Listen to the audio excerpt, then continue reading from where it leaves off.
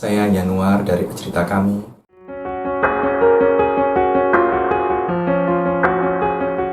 Saya ingin menyampaikan sebuah renungan tentang percakapan saya dengan teman saya beberapa hari yang lalu.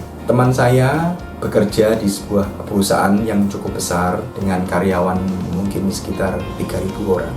Dan dia adalah kepala human resource di sana, kepala HRD. Jadi dia membawai segitu banyak orang. 1 bulan yang lalu, perusahaan mengumumkan akan adanya efisiensi. Dan efisiensi ditujukan kepada karyawan-karyawan yang sudah lama bekerja dan berumur. Hal ini pastinya menimbulkan gejolak yang cukup besar, di mana karyawan-karyawan itu sudah bekerja 20 tahun lebih dan mereka harus dirumahkan. Ini menimbulkan satu goncangan baik psikis maupun finansial bagi orang-orang itu. Dan teman saya adalah orang yang harus menyampaikan hal itu kepada orang-orang yang harus terkena dampak dari efisiensi itu. Singkat cerita, setelah beberapa minggu, teman saya itu tiba-tiba merasakan tidak enak badan. Badannya merasa panas, tidak enak makan, mual-mual. Dia pergi ke dokter untuk memeriksakan diri dan tidak terjadi apapun, tidak ada gejala apapun.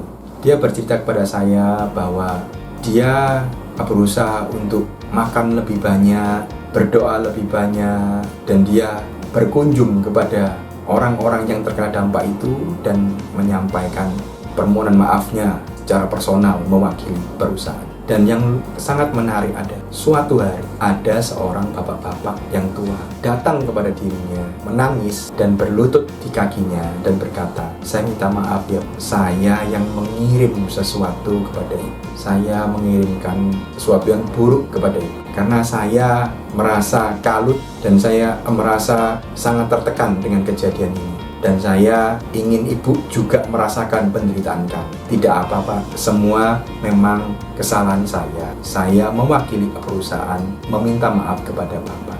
Dan sejak saat itu semuanya kembali normal. Walaupun kita mengalami sesuatu supranatural atau apapun yang mungkin bisa dikirim orang karena sesuatu yang harus kita lakukan, dalam hal ini teman saya dia harus mewakili perusahaan untuk melakukan efisiensi.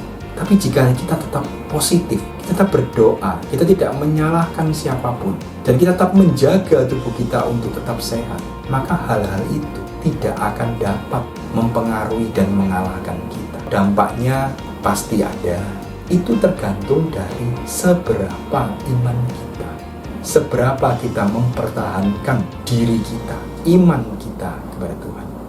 Teman saya itu memiliki keyakinan yang berbeda, tetapi dia percaya bahwa hal ini aku bisa lalui karena aku tidak menyalahkan siapa-siapa dan aku terus berharap kepada Tuhan. Aku yakin bahwa Tuhan akan memberikan jalan kepadaku. Jadi kita perlu belajar dari teman saya ini dengan bersikap positif, dengan tetap berdoa, dengan tetap yakin bahwa Tuhan ada di pihak kita. Kita bisa mengalahkan semuanya. Bahkan sesuatu yang jelek pun yang dikirimkan dari orang pada kita, kita bisa menolongnya. Semoga renungan ini bisa bermanfaat bagi kita semua. Terima kasih.